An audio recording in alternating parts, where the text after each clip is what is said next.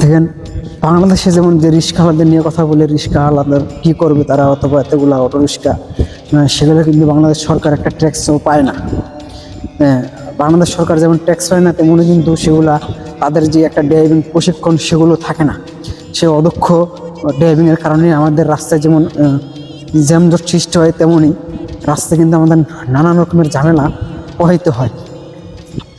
বাংলাদেশ সরকার কিন্তু এরকম পারে যে বাংলাদেশের ব্যাংকগুলো কিন্তু এরকম পারে, যেগুলো ইসলাম ব্যাংক অথবা কৃষি ব্যাংক অথবা আপনার ওই পূবালী ব্যাংক, এরকম ব্যাংকগুলো কিন্তু পারে যে ওইসব রিক্সাওয়ালাদের 2 লাখ টাকা দিয়ে একটা অটো না ধরে তারা 2 লাখ টাকা 2.5 লাখ টাকা ডাউন পেমেন্ট দিয়ে, যে ডাউন পেমেন্ট দিয়ে, যেমন এদেশে কিন্তু এরকমই হয় যে গাড়িগুলো দেখতেছেন এগুলো সব সেকেন্ড হ্যান্ড গাড়ি, যে মানুষের ইউজ করা গাড়ি, সেগুলো অন্য দেশ থেকে আনা এই দেশে আবার বিক্রি করছে।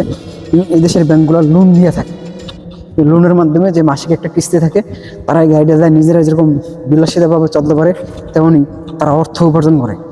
অর্থ উপার্জন করেও এদেশের মানুষের এক ধরনের আয় হচ্ছে, নিজের শখ মিলাচ্ছে। ঠিক আছে, বাংলাদেশে কিন্তু ওই রিক্সাওয়ালাদেরকে 2 লাখ 2.5 লাখ টাকা ডাউন পেমেন্ট দেওয়া তাদের এরকম একটা গাড়ি ধরা দিতে পারে। সেই গাড়ি দিয়া যেভাবে সরকার রাষ্ট্রীয়রা একটা কর পাইতো, সেভাবে কিন্তু আবার আমাদের জ্যামজট কমতো। দেখেন একটা রিক্সাওয়ালার প্রশিক্ষণ না থাকার কারণেই আমরা দেখতে পারি অনেক সময় হাইওয়ের ভিতরে অনেক ধরনের ঝামেলা সৃষ্টি হয়, অনেক ধরনের বড় ধরনের দুর্ঘটনা হয়। একটা রিক্সাওয়ালাকে বাঁচাইতে গিয়ে অনেক সময় অনেক বাস অথবা ট্রাক ড্রাইভার অন্য জায়গায় মেরে দিচ্ছে, অথবা একটা বড় ধরনের ক্ষয়ক্ষতি হয়। সেখান থেকে যদি আমাদের শিক্ষা নেওয়া না হয়, হয়তো বা আমাদের আজীবন এই রিক্সার দুর্ভোগে পড়তে হবে।